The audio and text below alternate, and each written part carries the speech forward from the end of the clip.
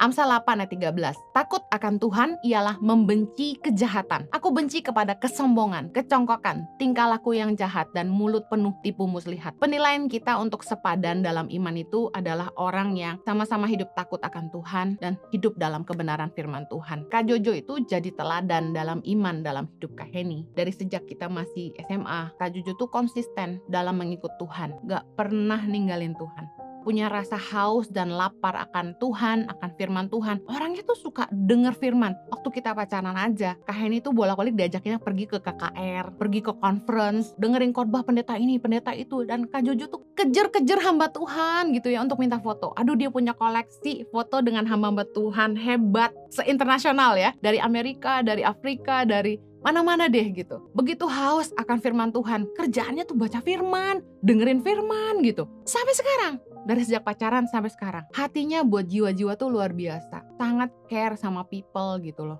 Sangat ingin menolong orang, murah hati. Kak Jojo tuh punya hati yang mengasihi jiwa-jiwa gitu. Mengasihi orang lain, rela berkorban, murah hati. Kalau ada yang minta bantu, jarang ditolak.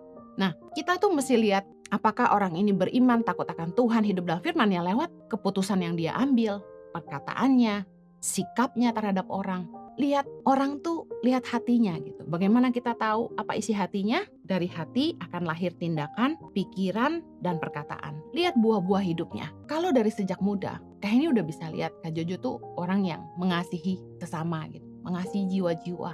He love people. Nah, kalau kita pengen lihat apakah kita sepadan atau tidak, baiklah 3 hal ini paling tidak jadi pertimbangan. Yang pertama, apakah orang ini jadi penolong dalam hidup kita yang membuat kita jadi pribadi yang lebih baik dan menolong kita bisa menggenapi rencana Tuhan dalam hidup kita, mendekatkan kita sama Tuhan, bukan yang malah membuat kita jatuh. Apakah orang ini adalah orang yang bisa diajak berkomunikasi, bisa saling ngerti, senilai, sevisi, nyambung sama kita, tukar pikiran sama kita. Yang terakhir, apakah orang ini seimbang sama kita, sama-sama orang percaya, takut akan Tuhan, dan beriman sama Tuhan. Kayak ini berdoa agar kalian semua bijaksana dalam memilih pasangan. Nikah tuh gampang, ngejalaninnya yang susah.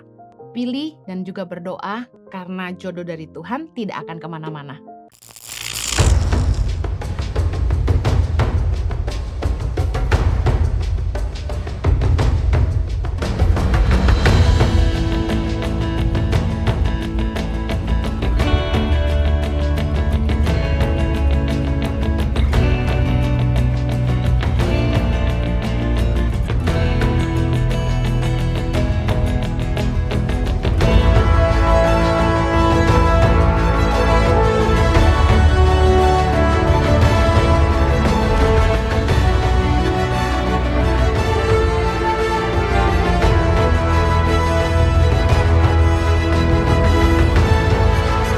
Cerita anak pedalaman dalam meraih mimpi dan mengejar cita-cita bersama Tangan Pengharapan.